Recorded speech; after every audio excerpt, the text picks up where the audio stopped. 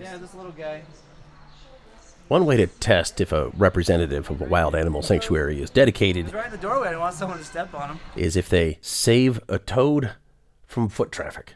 And there is a lot of foot traffic here. It's the Wild Animal Sanctuary where the roads get skinny out near Keansburg, Colorado. An over 1,200-acre sanctuary that all started when Patrick Craig realized that zoos and roadside stops were breeding animals so they would have babies to attract more people. But those babies would grow up, and then after that, they were on their own, living in terrible conditions. But now, there's some hope. One of my corny phrases, I think the sanctuary is a magnet for good. I think it pulls in just the goodness of people. Some of that goodness helping Nadia, who spent most of her life in a backyard in Ohio, now has room to roam, like Tiny, a 1,000-pound grizzly who was part of a failed sanctuary, and Chumley and his buds, who were all part of a roadside circus, just like Tony, who was once essentially a water toy for a now closed attraction in Florida.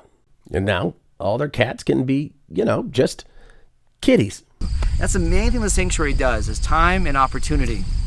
So I look at it as the 3 R's: rescue, rehabilitate, and restore. That's what the main things we're doing here. These are all captive-born animals. They cannot go back to the wild. So we're trying to be the next best thing to the wild. That's kind of our whole philosophy out here, is be as wild as possible. And they have a lot of animals from this guy. We'll meet 3 of them here. All of these guys are part of Tiger King rescues we did a few years ago.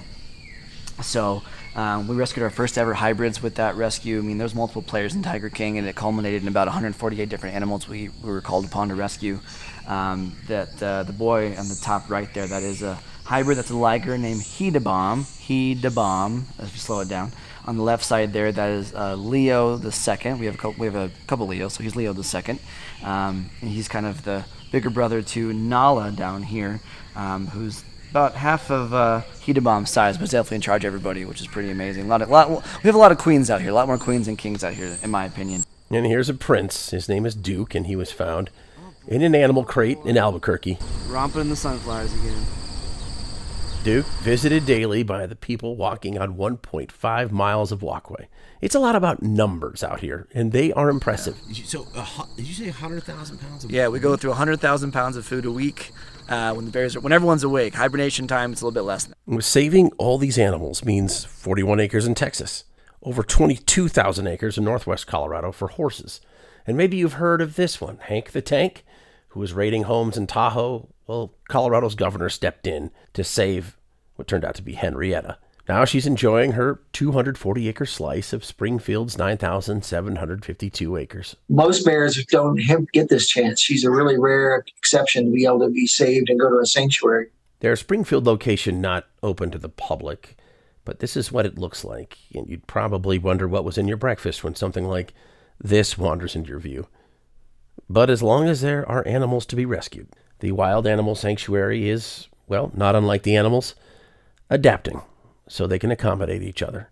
And if you're wondering, they have ingratiated themselves with the neighbors, even local animals.